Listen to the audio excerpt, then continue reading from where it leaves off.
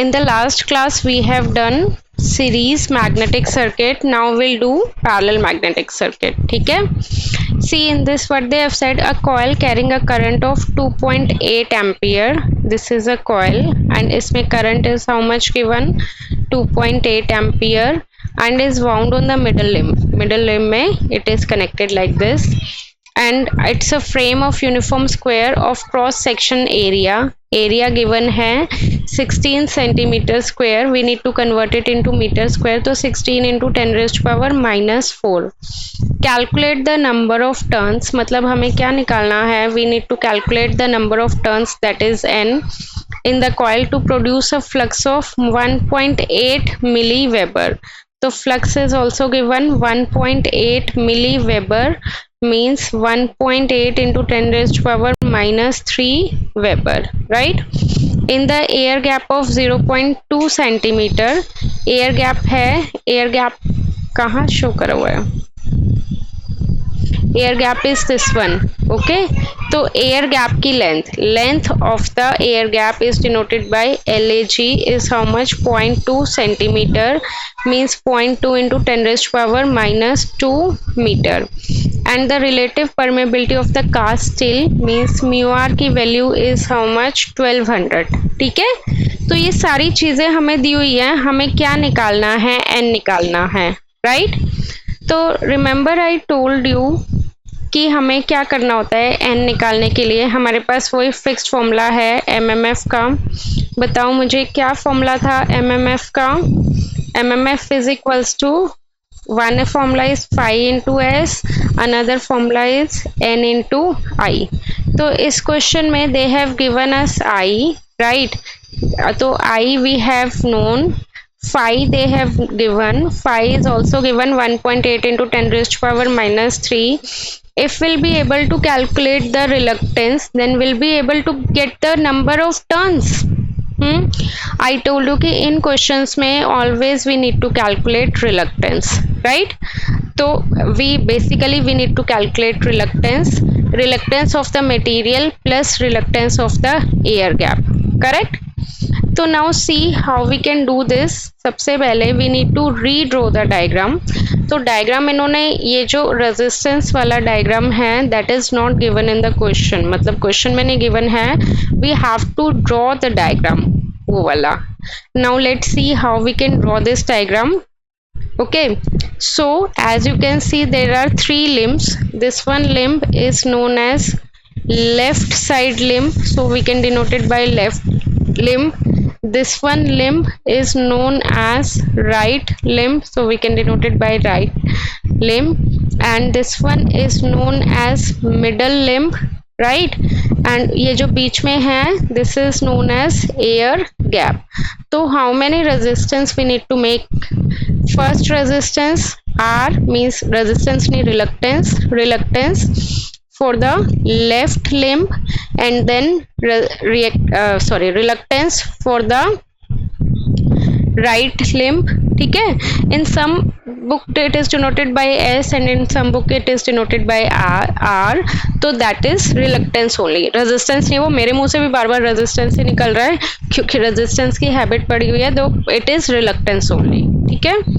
Now after that we'll have air gap का reluctance, right? So S air gap, and after that we'll have the reluctance of the middle limb. So S middle. ठीक है?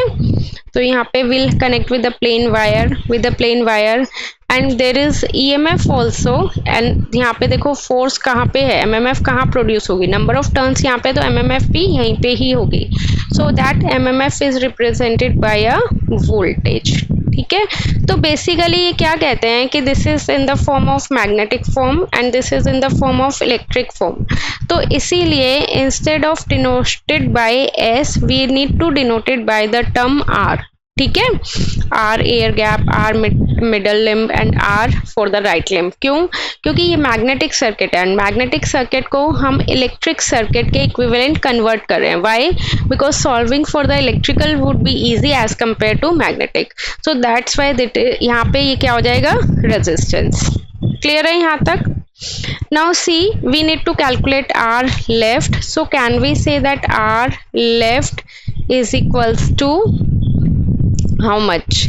r left. तो left वाला अगर मैं portion अगर यहाँ से देखेंगे हम, तो लेफ्ट वाला पोर्शन कहाँ से कहाँ तक है? देखो ध्यान से, it starts from A, move towards E, then move towards F and then move towards B. ठीक है, तो this one is R left, that is denoted by A, E, F, B. Okay, similarly we'll have R right. हमारे पास क्या है? R right है. Right means it starts from A and it moves towards C, then D, then B. So R right is how much? A, C, D, B. And then we'll go for the middle limb. Middle limb देखो कहाँ से start है? अगर मैं complete देखूंगी, मैं अभी फिलहाल के लिए ये वाला रब कर रही हूँ, अगर मैं complete देखूंगी तो middle limb is the central limb and ये पूरा कितना है? ये पूरा है. अगर इसमें से मैं एयर गैप माइनस कर दूं, so that would be the middle limb. So we can say that R central या फिर R middle is equals to, middle वाला क्या है? A B minus air gap को अगर मैं माइनस कर दूं तो. यहाँ तक बोलो, यहाँ तक कोई doubt?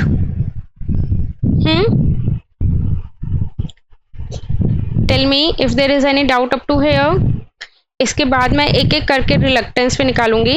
Left part is this one, right part is this one, middle one is basically यहाँ से लेकर यहाँ तक. ठीक है, एयर गैप नहीं हुआ, वो मैं बेसिकली वो तुम्हें बताना चाह रही हूँ कि मिडल वाला ये पोर्शन है. तो लेंथ अगर मुझे निकालनी है, तो अगर मुझे पूरी लेंथ निकालनी पड़ेगी इसकी, तो उसके अकॉर्डिंग लेंगे. ठीक है, तो now let start with the left limb.